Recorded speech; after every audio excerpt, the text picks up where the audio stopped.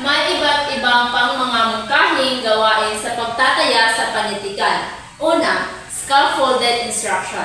Ang scaffolded instruction, ito ay ang mga gabay na ibinibigay ng guro sa buong proseso ng pag-aaral. Ang suporta nito ay partikular na inaakma sa bawat mag-aaral. Halimbawa nito, ang guro ay magbibigay ng pagtataya gamit ang graphic organizer upang mag-alok na isang visual na balangkas para sa bagong impormasyon. Pangalawa, modeling. Ito ay demonstrasyon na kung saan sa pagtuturo ay ang pagbibigay sa mga estudyante ng direktang atensyon kung paano matutunan ng isang bagong kasanayan. Ito rin ay isang pamamaraan na nagpapakita ng pagsasagawa ng gawain sa pagkatuto. Halimbawa nito, ang guro ay magmomodelo sa pagtataya bago ito gawin ng mag-aaral. Ito din ay demonstrasyon na kung saan sa pagtuturo ay ang pagbibigay sa mga estudyante ng direktang atensyon kung paano matutunan ng isang bagong kasanayan. Ang modeling o pagmomodelo ng isang guro ay estratehiya sa pagtuturo kung saan ipinapakita ng isang guro ang konsepto sa pag-aaral at natututo ang mga mag-aaral sa pamamagitan ng pagmamasid o obserbasyon. Ang pangatlo ay cooperative learning. Ang cooperative learning naman, ito ay ang sama-samang pagsisikap ng guro at mag-aaral upang matamo ang itinakdang layunin. Ito rin ay isang paraan o teknik ng pagtuturo at bilang sa mga filosofiya ng edukasyon na humihikayat sa mag-aaral na gumawa ng sama-samang bilang isang pangkat upang matutunan isang aralin. Ang cooperative learning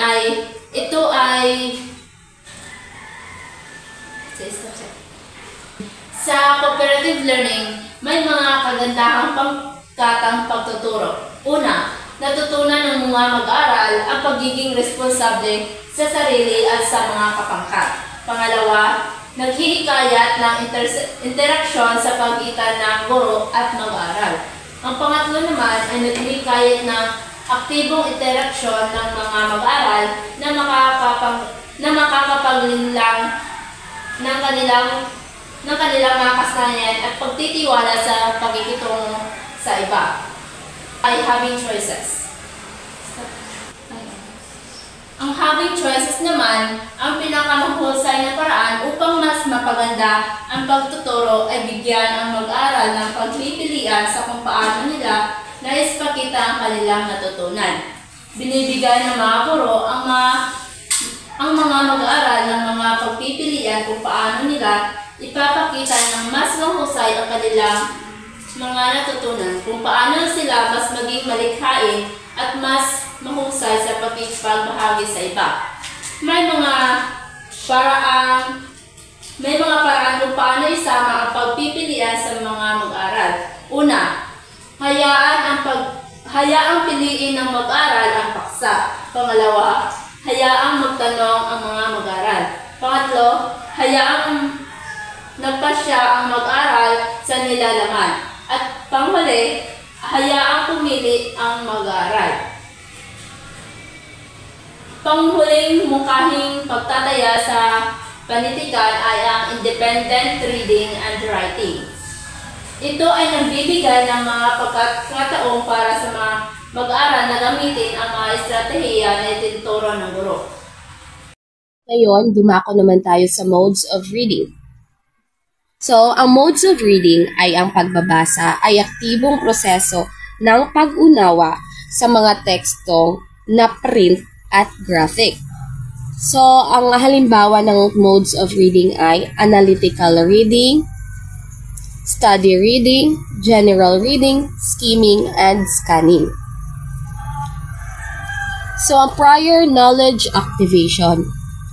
Sa salitang prior knowledge, ito ay ang unang o mga kaalaman ng ating mag-aaral. Prior knowledge activation.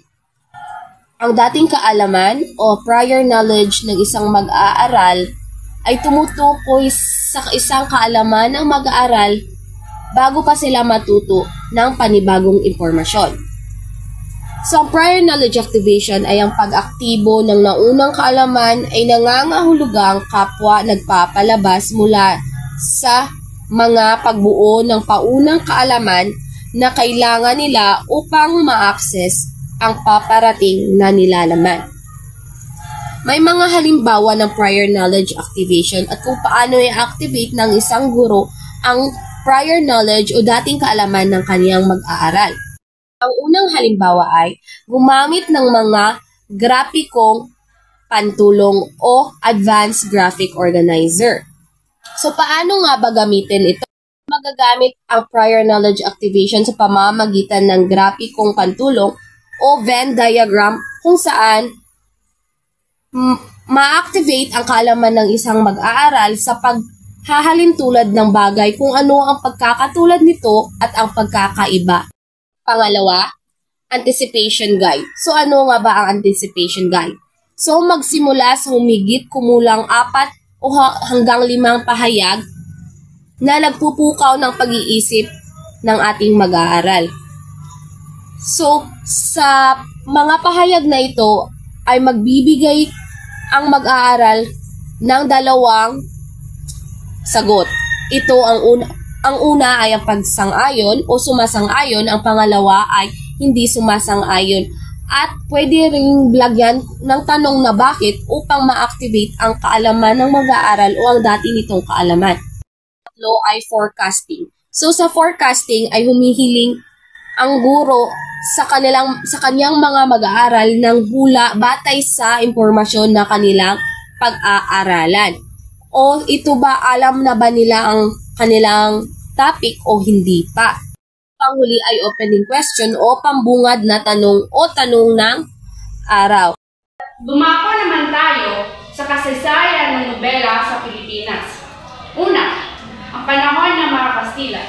Nagsimula ang nobela sa panahong ito. Ang paksain dito ay relihiyon, kabutihang aral at nasyonalismo, reforma o pagbabago. Sa matandang panahon naman, noong 1565 to 1872, Barban at Josafat. Sila ang manulat sa San Juan Damasceno, isinulat sa wikang Griego. Padre Antonio de Borja, isinalin sa wikang Tagalog, hinahango sa kwento sa Biblia. Si Tandang Basyang Makunat, si Padre Miguel Lucio Bustamante, pumapaksa sa lipunan at relihiyon na nagsasaad ng mga pangaral sa lipunan. Letter C, Urbana at Feliza. Si Padre Modesto P. Castro ang sumulat nito. Tumatalakay sa kagandahang asal. Panahon ng propaganda o panahon ng paggising ng damdaming makabayan, 1878 to 1900s. Una, Noli Me Tangere, 1887. Isinulat ni Jose Rizal. Ito ay tumatalakay sa kabuuan sa lipunan. B. Ang El Filibusterismo, maling pamamalakad. Ito ay tungkol sa maling pamamalakad ng pamahalaan at simbahan. Depekto ng edukasyon at kapuluan. Letter C. Ang anak ng Fraile na isinulat ni Graciano Lopez Haina. Ito ay tungkol sa nabuugam sa mahalay na gawain ng mga Fraile. Ninay. Isinulat ni Padre Paterno. Kauna-unahang nobela ang kanlipunan sa Kastila na isinulat ng isang Pilipino.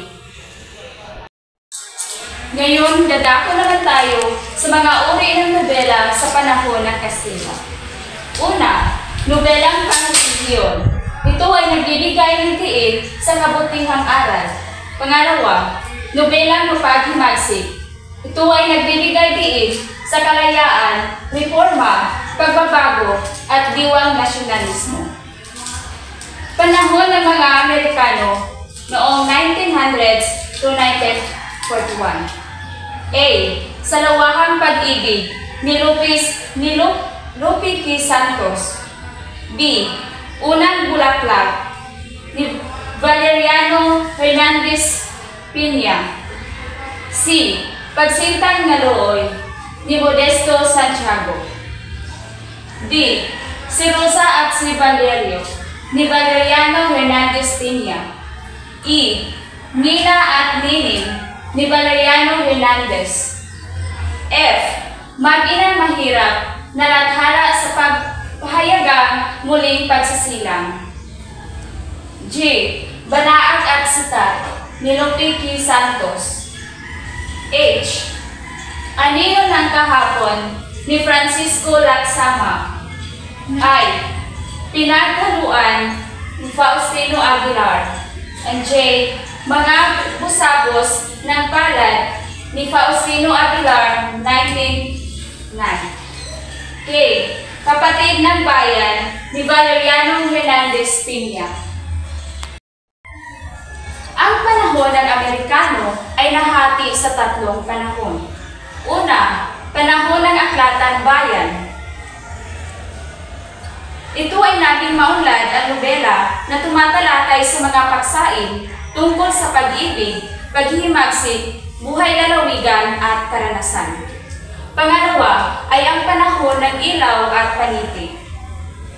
Hindi naging maunlad ang nobela at nahalina ang mga nobelista na sumulat tulad ng maikling kwento. Ang pangatlo ay ang panahon ng malasiring pamahalaan. Ito ay bumaba ang uri ng nobela dahil sa pagkakahilig ng mga tao sa mga tula at maikling kwento at nagpabago sa panahon. Panahon ng Hapon. Sa panahong ito, ang paksa ay ang mga akdang pampanitikan ay buhay lalawigan. A. Tatlong Maria ni Jose Esperanza Cruz. B. Pamila ni Adriano Laudico. C. Magandang Silangan ni Gervasio Santiago. D. Sa Lunod ng Pangarap ni Gervasio Santiago. E. Lumubog sa Bituin ni Isidro Z. Castelio. F. Luha ng Buhaya ni Amado V. Hernandez. G. Mga Ibong Mandaragit ni Amado V. Hernandez. And H. Daluyong ni Lazaro Francisco. Panahon ng Republika noong 1946 hanggang kasalukuyan. Halimbawa, sa Kupunang Kasalanan ni Sergio G. Almario hanggang Pier ni Mateo Cruz Corelio. Tinik ng Pagsisisi ni Antonio Sempro. May Landas ang Kaligayahan ni Maximo Agustin. Langit ng Isang Pag-ibig. Dekada 50. Ang maituturing na panahon ng pagpakilala na nasa bilang pinakamalakas na puwersa sa politika. Halimbawa, pagkamulat ni Magdalena. Dekada 60. Ay simula ng protesta. So ito ay Luha ng Buhaya ni Amado V. Hernandez noong 1962. Sa mga kupunang liwanag ni Edgardo M. Reyes noong 1967. Dugo sa Kayumanging Lupa ni Efrain R. Abweg noong 1965. Dekada 70. Naging magiting ang pamumuno sa lipunan. So ang una, mga buhaya sa lipunan. Ang pangalawa, santanas sa lupa. Dekada 80. Ang sinasabing panahon ng bagong republika. Sa panahong ito, karamihan ay nasa pamantayang komersyal, lalo na sa iyong isinulat na ang pananaw ay nakatuon sa pagkapli nito upang maisa pelikula. Ang una ay Gapo ng Luwalhati Bautista noong 1989. Ang pangalawa ay Hulagpas ni Managi Verdes Pasadas.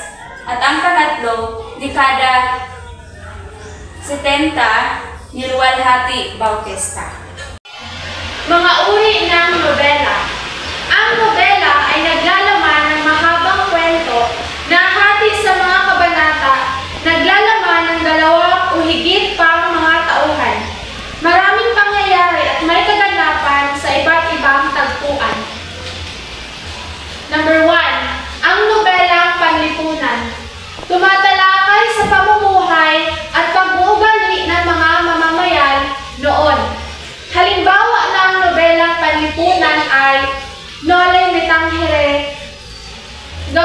maging si Rizal. Pangalawa, ang nobelang romansa. Ukol sa iba't ibang uri ng pag-ibig, sa bayan, sa Diyos, at sa kasintahan at iba pa. Gawa halimbawa ay nobelang romansa, Florante at Laura, ni Francisco Balagtas. Pangatlo, nobelang politikal, tumatalakay sa mga isyong politikal. Halimbawa, Pinaglauhan ni Faustino Aguilar. Number 4, nobelang tauhan. Binigyan din ang katauhan ng mga karakter. Halimbawa, si Neneng at Nena ni Valeriano Hernandez Peña. Panglima, ang nobelang pagbabago. Nagpo-focus sa mga pagbabago sa lipunan at sa mga kaugalian ng mga tauhan. Halimbawa, ang lalaki sa dilim ni Benjamin M. Paz. Pang-anim, nobelang kasaysayan. Nakatuon sa pagkakasunod-sunod ng mga pangyayaring naganap sa nakaraan. Halimbawa, ang Storm over Leyte ni John Prado.